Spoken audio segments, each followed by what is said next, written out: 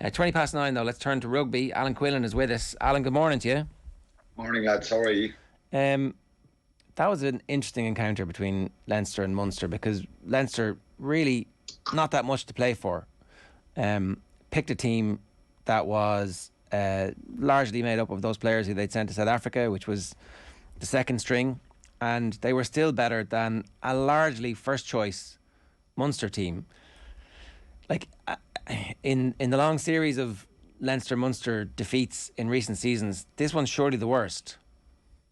Yeah, it is. It is the worst, I think, because of the players in the field. I know Munster were missing a number of players as well, which do make a difference to them. We've seen a little bit of a positive turn in the last kind of 2 months in the way they've been playing. And the biggest worry and concern, I said it last week for this Munster group, was that if Leinster were to beat them, the steps they've taken forward in the last few weeks would put them back in reverse and, bring up some of the negative narrative that's kind of been associated with this team, and particularly the playing style.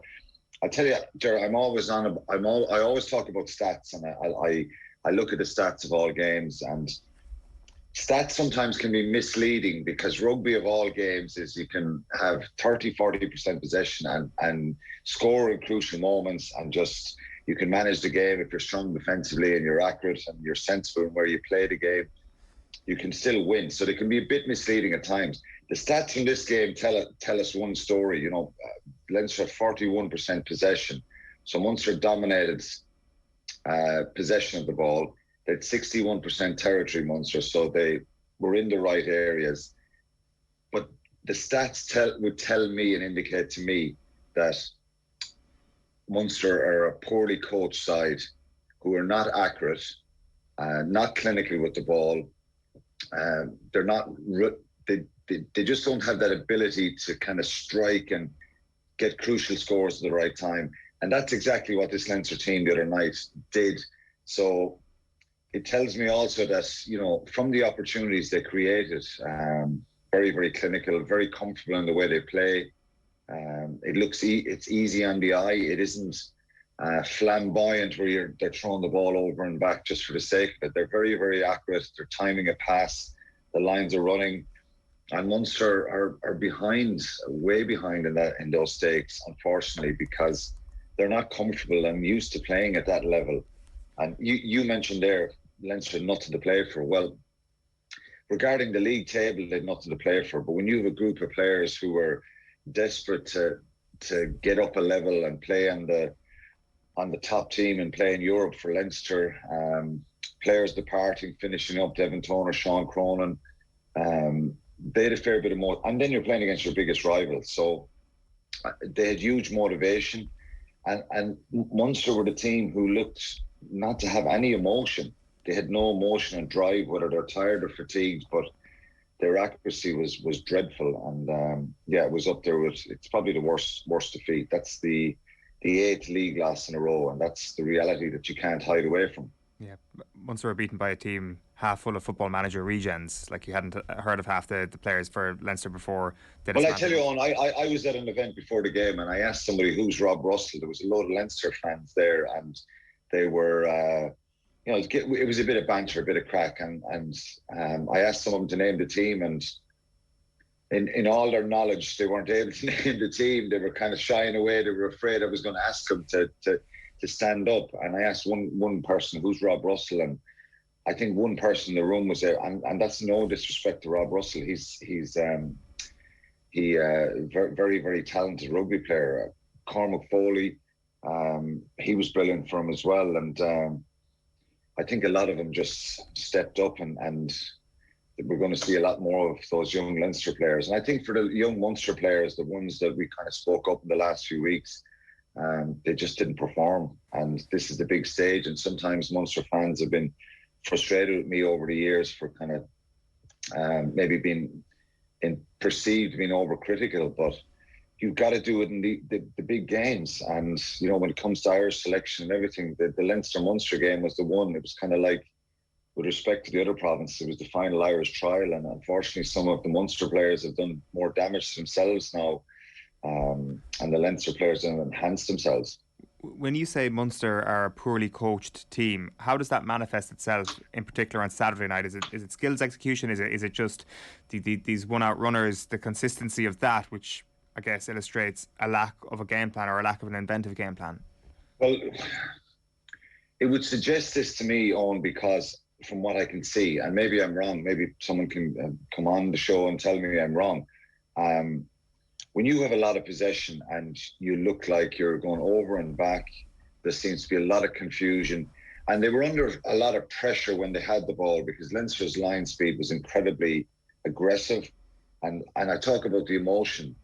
They looked like a team who were playing for their lives, and where Munster didn't. So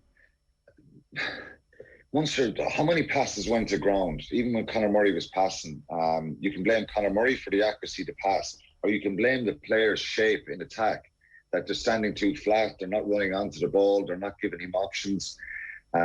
So many times Munster were going infield with attack, then they'd bounce back to the blind side where a load of defenders were. They were going one way, back the other way, one way, back the other way, so many times. And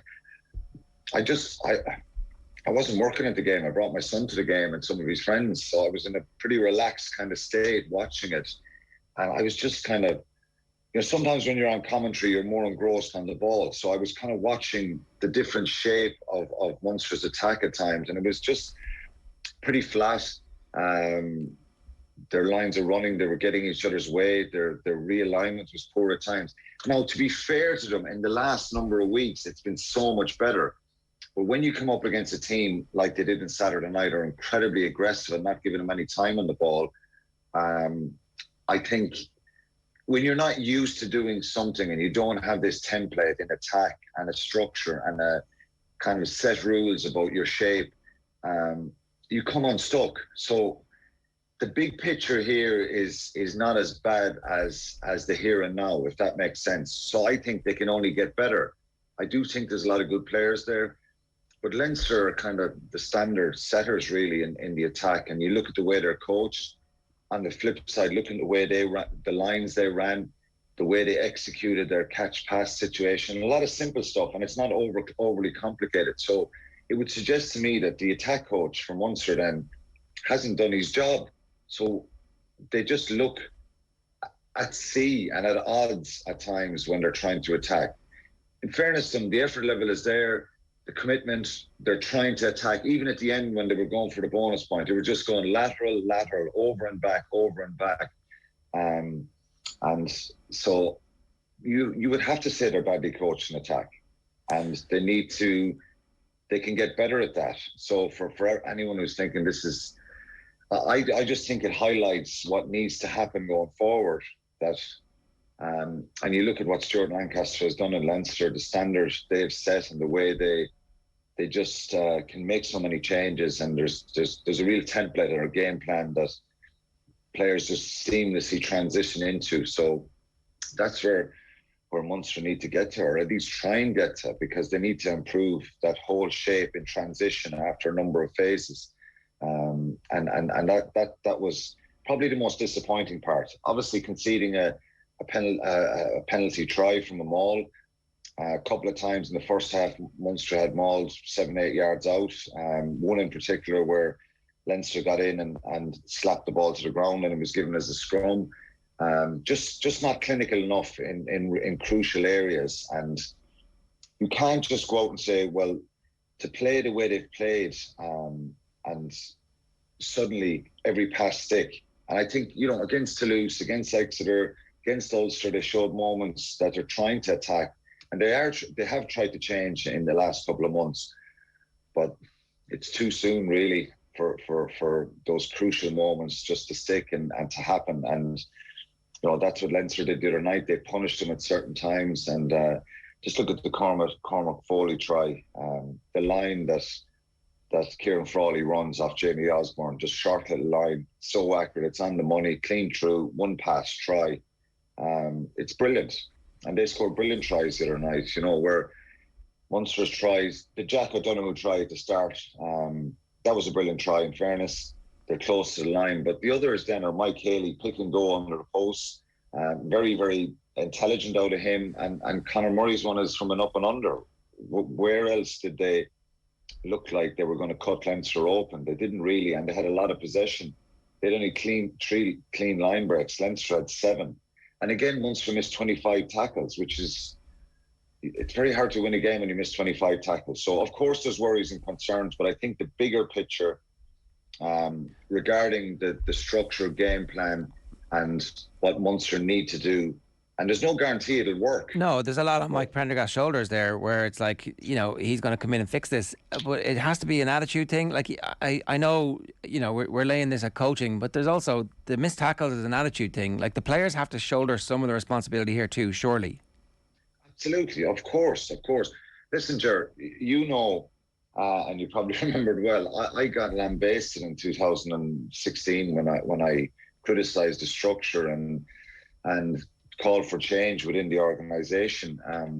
But it's a business really, and they got to find ways of getting better, and that's what I meant at the time. That things need to be looked at, and a lot of what Leinster are doing is working, and they're producing players, and they have some advantages around numbers in the school system and all that. But if the other provinces want to catch up and close that gap, and people always talk about the gap between, particularly when they ask me, Leinster, Munster, the gap is bigger because there's probably 40 of those Leinster players are on the same page, and the Munster players are not.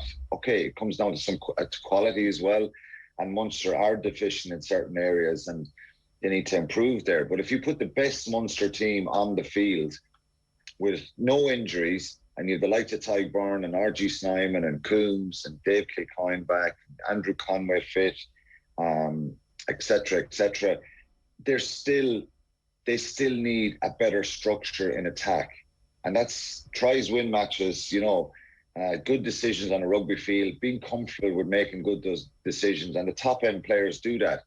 And unfortunately, Munster, I think they're exhausting sometimes to watch, and it must be exhausting for the players themselves. Of course, they've got to take responsibility, but I think it can get better. Okay. And you have to give credit to Leinster. They were fantastic, and they're humming on all fronts at the moment. Okay, so the quarterfinals are complete that weekend of the June 4th bank holiday weekend. It's Leinster Glasgow, Bull Sharks, Stormers Edinburgh, and Ulster at home to Munster, and they're now on the same side of the draw. I think the draw, they should be on the same side as the Stormers in Edinburgh. So it's not beyond the bounds possibility that Munster can rescue this. However, you would definitely make Ulster favourites at home in Ravenhill on the basis of what we've seen recently. Yeah, well, Munster, if they were to win in Belfast, they're away on the road, then again the semi-finals. So it's their own doing. And if you lose 7 league games, it's hard to justify. Of course, it can happen. And the frustrating thing is they'll probably get way up for this game again and probably put in a really good performance in Belfast. It's winnable. I don't think Dan McFarland would have, if you give him a choice, he would have preferred someone else coming to the Kingspan. But it could have been the Bulls at home if they got 2 losing bonus points. But it's not all doom and gloom, and I want to kind of stress that again. This is not a surprise, Jared. This is not a surprise.